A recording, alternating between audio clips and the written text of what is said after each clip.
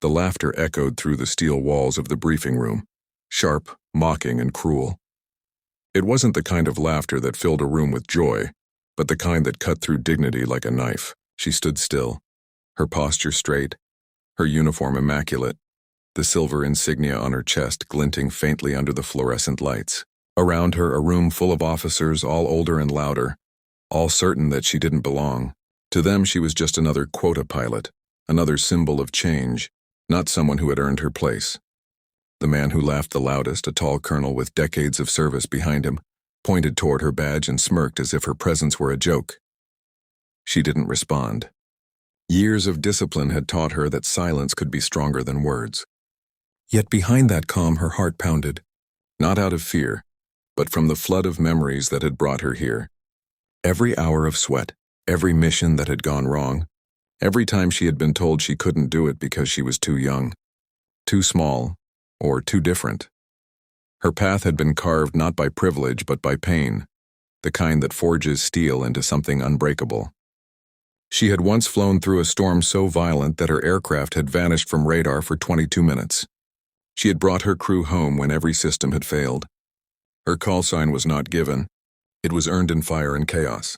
Spectre, a name that meant something to those who knew the sky's silence after battle. But in this room no one seemed to know or care. The general called the meeting to order. The projector flickered to life and the first slide appeared. A mission report classified at the highest level. The colonel who had mocked her sat back, arms crossed, still smiling. But as the title appeared, Operation Nightfall Lead Pilot, Spectre, the smile faded. The next image froze every whisper in the room. A cockpit camera still of a jet flying through a firestorm. Calls crackling through static, and a female voice calmly issuing commands that had saved 2 other aircraft from destruction. The same voice now standing quietly before them. The colonel's jaw tightened. His hand dropped from the table. He had heard that voice before, in a debrief he wasn't supposed to see from a mission that had nearly changed the course of a conflict. The pilot whose skill had turned disaster into victory. The ghost who had disappeared from active duty due to classified reassignment. That pilot was her. The general looked at her with quiet respect and asked her to lead the next briefing. No one laughed now. Every officer sat in silence as she walked toward the screen, steady and confident, her boots echoing on the cold floor.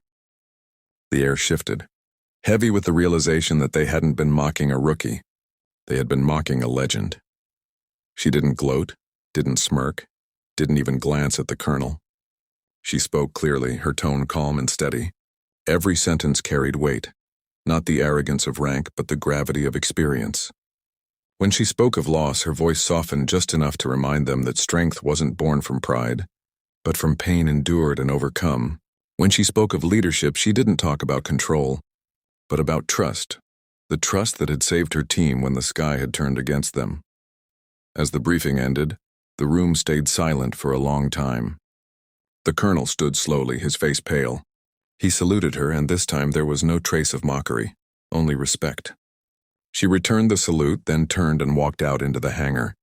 Outside, the light hit the wings of the aircraft waiting for its next mission. The wind tugged at her hair as she closed her eyes for a moment, remembering the faces of those who hadn't come home. For her, it was never about medals or recognition. It was about honor, the quiet kind that needs no audience. When the engines roared to life later that evening, a few officers watched from the control room. Her jet lifted off the runway, cutting through the clouds with precision and grace. Someone whispered her call sign again, Spectre, and the sound carried through the base like a legend reborn. If this story touched your heart, if you felt the strength of her silence, the weight of her courage, please take a moment to like and share this video. It helps stories like hers be remembered. Special request, comment, respect for the Spectre below, to honor the real heroes who rise above doubt and lead with quiet strength.